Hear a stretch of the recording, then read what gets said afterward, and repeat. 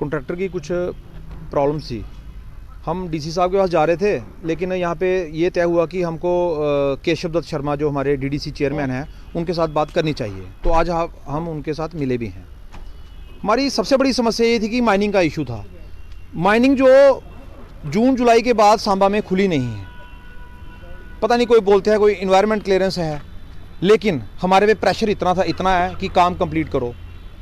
कुछ हेड ऐसे हैं जो 31 दिसंबर को आप हमारे लैप्स हो जाएंगे फंड्स, लेकिन हमको मटेरियल ही नहीं मिला। अगर जहाँ नहीं मिल रहा तो हम काम कहाँ से करेंगे? इस बात के लिए हमने केशव दत्त शर्मा जी से बड़ा ब्रीफली 1 घंटा हमारी उनके साथ डिस्कशन हुई है। उन्होंने डीसी साहब बात भी की है ना। तो उन्होंने बोला कि मुझे कल तक का टाइम दो, मैं कुछ बात करता हूँ, क्या निकलता है इसके अंदर से। कल शाम को आप हमें वो बताएंगे।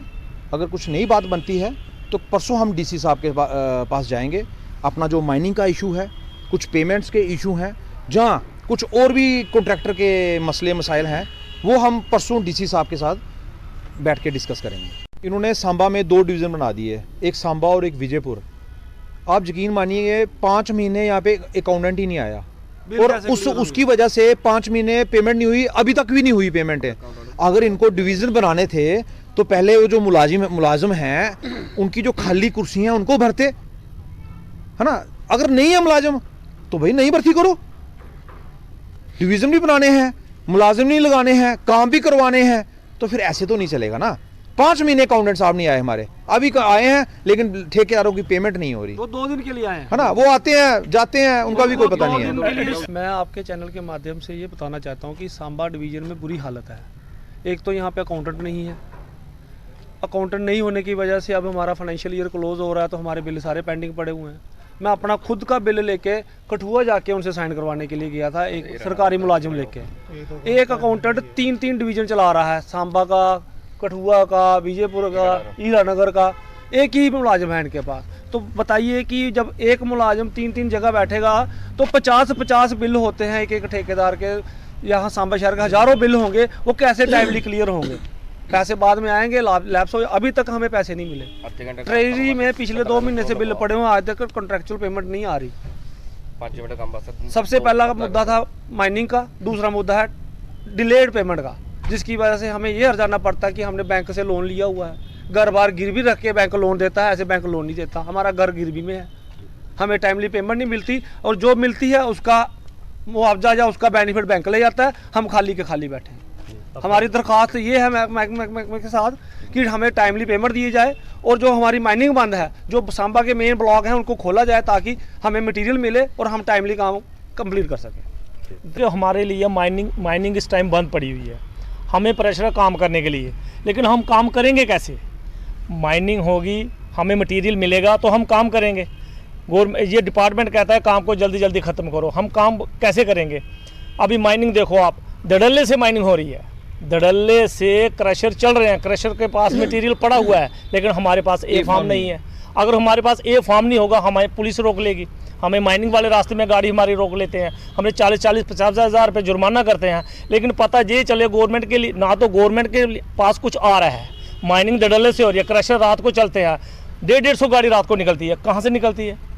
अगर ये बड़े ठेकेदार हैं, अगर ये रिंग रोड लगा है, एम्स का काम लगा है, जहाँ जो भी चल रहा है, एक्सप्रेस वे चल रहा है, इनके पास मटेरियल कहाँ से आ रहा है? हम छोटे ठेकेदार हैं, हमको दबकाने के लिए हमें दबाया जा रहा है। कहीं भी हो रहा है हमें दबाया जा रहा है। हम प्रशासन से यही कहेंगे कि हमारा जो है माइनिंग जो है जल्दी से जल्दी ओपन की जाए, और हमें मटेरियल जो प्रोवाइड होगा तो हम काम करेंगे। दूसरा नंबर प्रॉब्लम आ रही है पेमेंट की। आज 5 महीने हो गए बिल गए हुए ट्रेजरी में, अभी तक इनके पास पेमेंट नहीं है। गवर्नमेंट हमें पैसा नहीं दे रही है। एक तो ये कहते हैं हम टेंडर वही लगाते हैं जिनके जो पैसा होगा, लेकिन डिमांडेड ऑफ फंड्स जो लिखे होते हैं ऊपर से टेंडर लगाए जा रहे हैं। काम कैसे करेगा ठेकेदार? कहाँ से करेगा? एक तो पेमेंट फंसी हुई है ठेकेदार के पास, दूसरा माइनिंग नहीं है, माइनिंग नहीं हो रही। मैं आए दिन देखता हूं कि कहीं ना कहीं कोई रिपोर्ट डीएमओ की तरफ से या डिस्ट्रिक्ट एडमिनिस्ट्रेशन की तरफ से लगी होती है कि आज इतने ट्रैक्टर पकड़े गए, आज इतने टिप्पर पकड़े गए। इतनी बड़ी कंपनियां यहाँ पे काम कर रही हैं, उनका आज तक हमने कभी नहीं देखा। पिछले 4 महीने से माइनिंग बंद है, उनके पास माइनिंग कहाँ से आ रही है? आखिर पता चले कि माइनिंग हो कहाँ से रही है। चोर बाजारी चल रही है, या कोई पंजाब से माइनिंग यहाँ पे लेकर आ रहा है या श्रीनगर से माइनिंग यहाँ पे आ रही है, उनके काम कैसे चल रहे हैं? कहीं ना कहीं हमारी ये यूटी एडमिनिस्ट्रेशन है, ये चाहती है कि लोग चोर बाजारी शुरू करें, जैसे ये बाहर के कॉन्ट्रैक्टरों ने यहाँ पर आकर की है, बाहर की कंपनियां यहाँ पर आकर कर रही हैं। पता नहीं कितना कितना पैसा ये जो है अफसरों को खिला रही हैं कि इनका आज तक एक टिप्पर भी हमने कभी नहीं देखा कि कोई पकड़ा गया। कहीं ना कहीं हमारे जो कॉन्ट्रैक्टर हैं यहाँ पे, इनको हरास किया जा रहा है, इनके साथ जोर जबरदस्ती की जा रही है। अल्टीमेटम दे दिया गया है, 2-3 दिन के अंदर अगर इनका मसला हल नहीं होता तो आने वाले दिनों में इनकी तरफ से काम बंद किए जाएंगे। हर एक इंसान जो है इनके फेवर में जम्मू कश्मीर की प्रगति के लिए यहाँ पे धरने प्रदर्शन में आने को तैयार हो रहा है। आज सांबा वाले आए हैं, जम्मू वाले हुए थे, कल कठुआ वाले होंगे, सब लोग तैयार हुए हैं। 370 के फायदे धीरे धीरे हमें दिखने लगे हैं कि बाहर के लोग यहाँ पे आकर लूटपाट कर रहे हैं और हमारे लोगों को यहाँ पे प्रतिबंधित किया जा रहा है। ऐसा कभी भी बर्दाश्त नहीं किया जाएगा। जल्द से जल्द एलजी साहब से रिक्वेस्ट है कि इसके ऊपर संज्ञान लिया जाए, इन लोगों की जो समस्याएं हैं उसको खत्म किया जाए, नहीं तो आने वाले दिनों में एक बड़ा प्रदर्शन जो है हमारी विकास को लेकर, हमारे इन कॉन्ट्रैक्टर्स को लेकर, माइनिंग डिपार्टमेंट को लेकर यहाँ पे शुरू होगा और इसकी पूरी जिम्मेदारी जो है यूटी एडमिनिस्ट्रेशन की होगी।